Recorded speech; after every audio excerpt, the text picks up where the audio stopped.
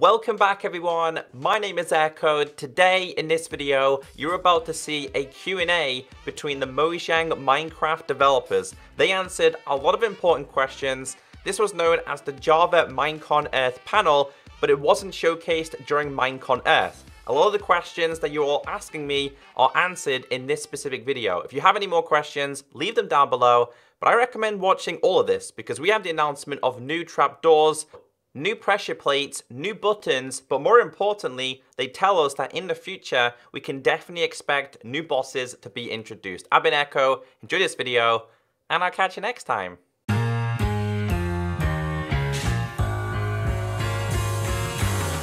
Welcome to the 2017 Java Edition panel with questions from the community.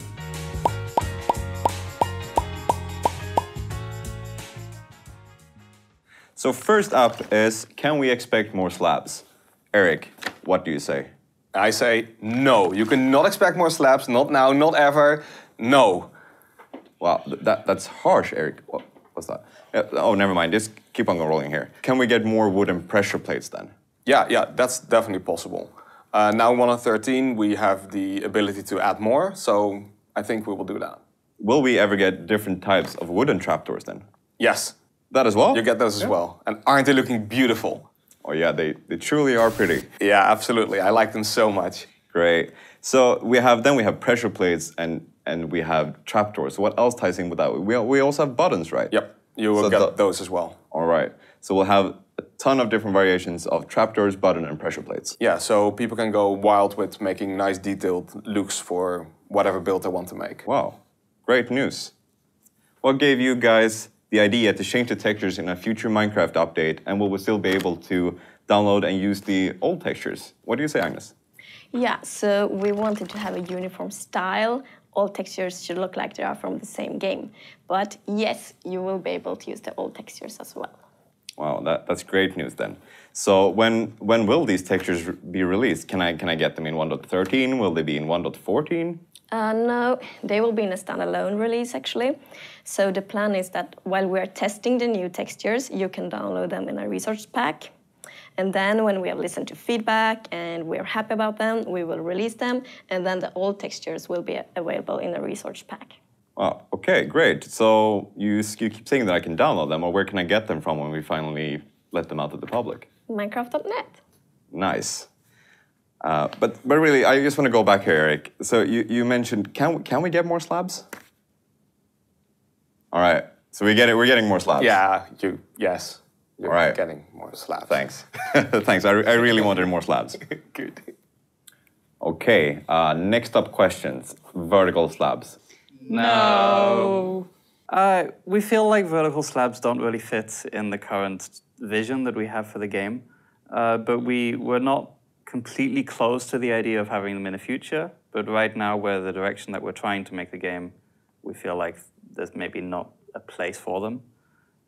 So it's a possibility in the future, but right now, it's probably a no. So will there be new stuff in the underground, like underground biomes and features and such in the future?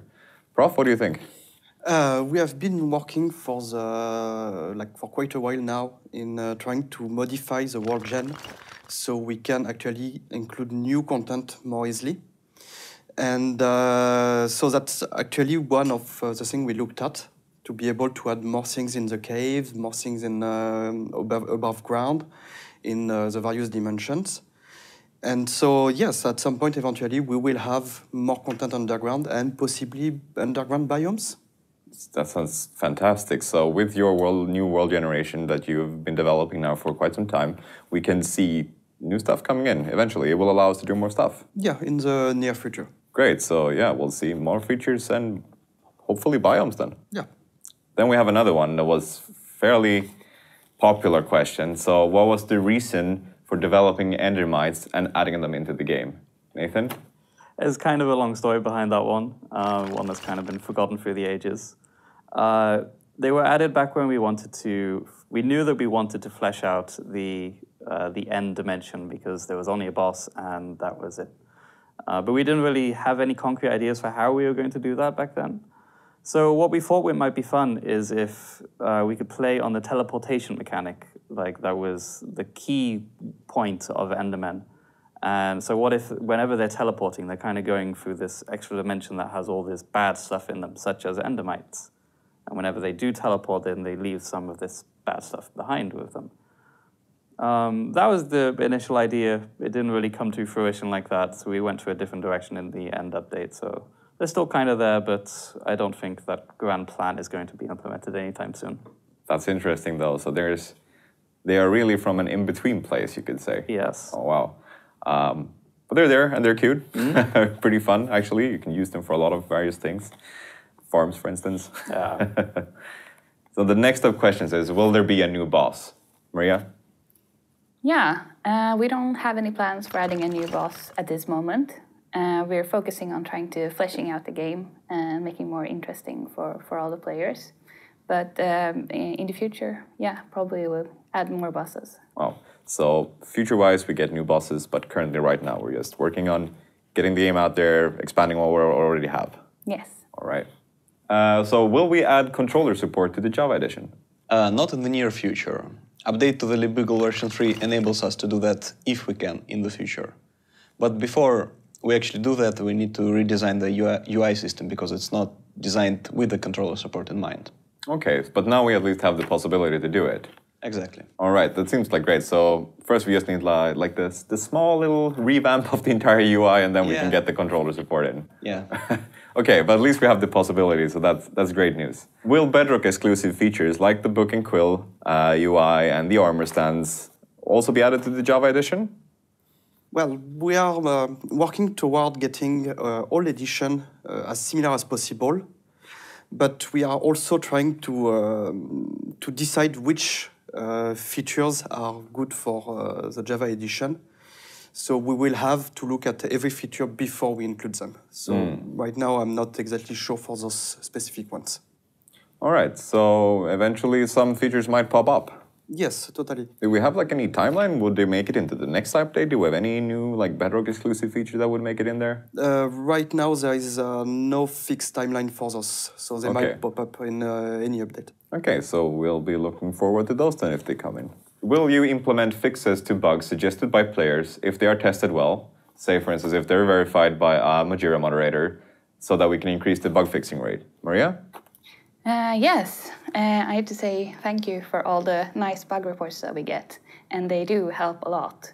And the specific cases where we get suggested a fix, it's very helpful for pointing us in the right direction for finding exactly where the issue is.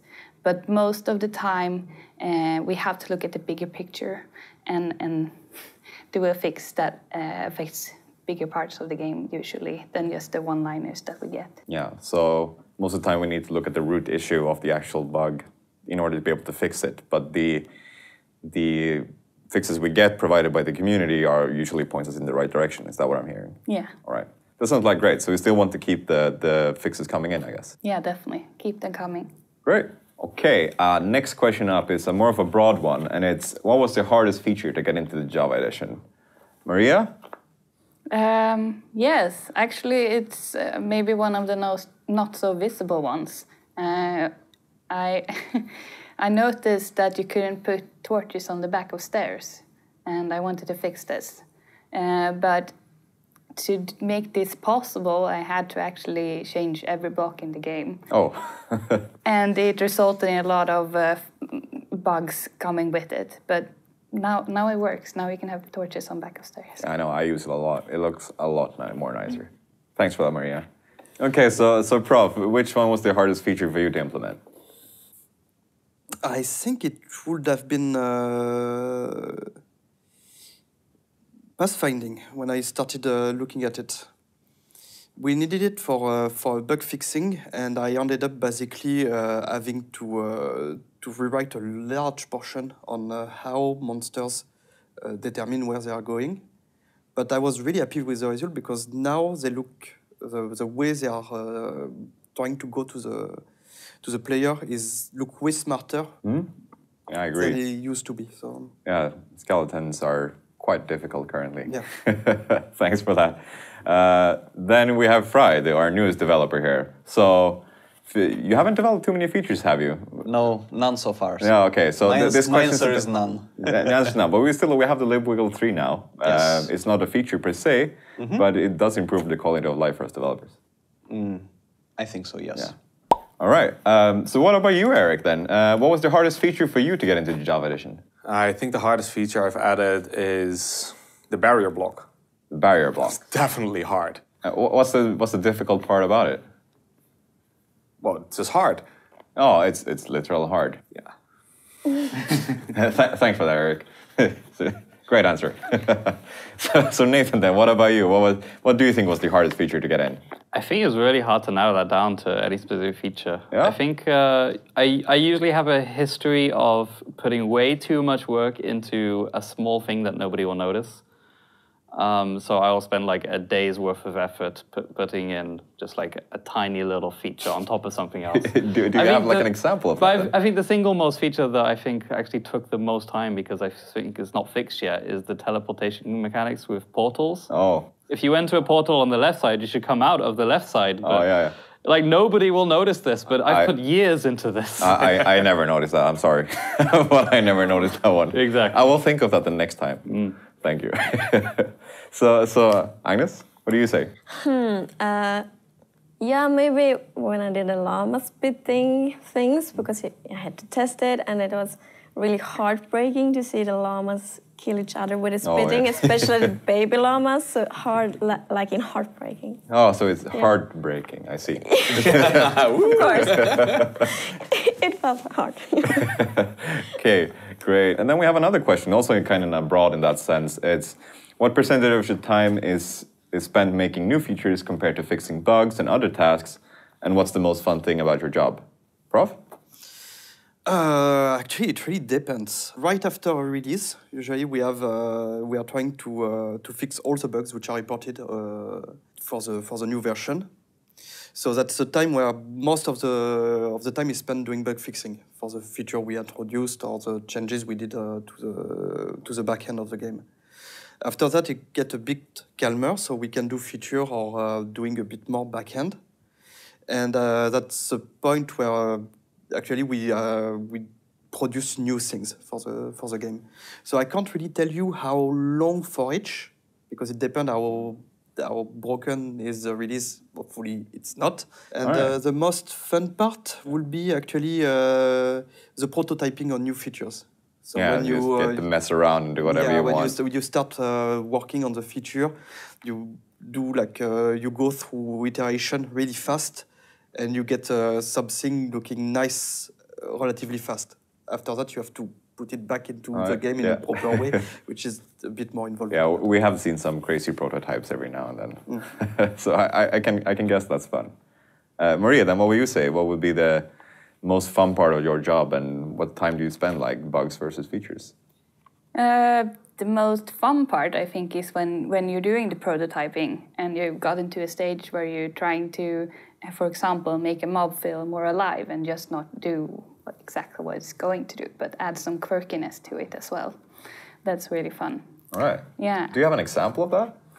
Well, like the parrots I made. Oh, yeah? When I started out, they started feeling like just another mob flying around, but then I added some more annoying features. Like they have a tendency to make the same noise as mobs nearby. Oh, yeah. But they can also all of a sudden just make a noise, random. Oh. Yeah. Oh, yeah, so they can be kind of like the jump scare almost. Yeah, so I added that as a quirky personality thing or a troll thing. That's a nice thing to have, though. It makes the mob feel more alive. Yeah, and for the making new features and bugs percentage, I feel like I've worked here for a year now, and it feels like it's almost 50-50. Because even during the prototyping and making new features, you all of the time have to look what you're doing and fix the issues that comes up as well. So you fix things as you go continuously. So I guess that would kind of make it 50-50 then for you. Yeah. Yeah, great answer. Fry, what would you say? Like, how much time would you spend with new features versus bugs, and what's the most fun thing so far here? Well, for me, I think the most fun thing would be when I get a chance to use some new technology to implement some new algorithms, the back-end side of things, not the front-end side of things. I would say. And as for features versus bug fixing, it's really hard for me to say right now because I haven't been here so long. I don't know how it will be in the future. Oh, what do you think? Would your estimate be like what Maria and Prof has? Like I think that's a fair estimate, 50-50. Yeah. Especially if you just keep on going and just fixing things as you go, I guess you kind of end up with that ratio. That sounds all right. All right. Right. I mostly make new features in the background, so you usually don't see them in the game. There's only very few you've actually seen. Try breeding a sheep with different colors, for example. Or the barrier block. Yeah. So most of my time goes to the back-end work and making sure that other people can add new features easier. Same with 1.13. And I think I spend more than 80% of my time on that. And the rest goes to bug fixing, all the stuff I break. So you spend time fixing things in general, like it's not features per se, but mostly like fixing things and then bugs kind of loops into that. I'm more in making the background system. So. Okay, so then what will be the most fun part about your job? That part. That part, the best part. Yes, I like 80% of my job. Everything is broken and I love it. Exactly. Great. Nathan, what would you say? Like bugs versus features, how much time do you spend? And it changes, it really changes from time to time. In between snapshots, it's like almost 100% features, which is great. And then as the snapshots get on, it's like 90% bugs and no. So it really does vary, but I think in general, like a typical workday is probably like 60% bug fixing and then 40% making something better or features. Yeah, okay. Yeah, that kind of makes sense, I'd say. So what's the most fun part of our job? Most fun for me is whenever I've made a new feature and then I get to see someone else play with that feature. I think that just it just feels really good to see other people having fun with something you've made. So do you tend to like watch streams and such then with people that are actually using the features that you made? Yeah, I'm usually signed out so people don't notice, but yeah, you're just kind of lurking around there. Or stuff, yeah. I think it's a lot of fun. That's nice. I also think it's really cool to just see Minecraft things in general out there in the open. Agnes, then, what do you say? Like bugs versus features? Yeah, it's really similar to Nathan, actually. It depends on the period. Like sometimes we have bug fixing periods, so it's like 100% fixing bugs, but then sometimes we do a lot of features. So if you sum it up, maybe it's like nearly 50-50, actually. And the most fun part, I mean, it's really, really fun to come up with ideas for features and test new things. I can imagine just fooling around with things, just finding good things that will fit and just prototyping in general. Yeah, it's very fun. Oh, that's great answers. Thanks, everyone.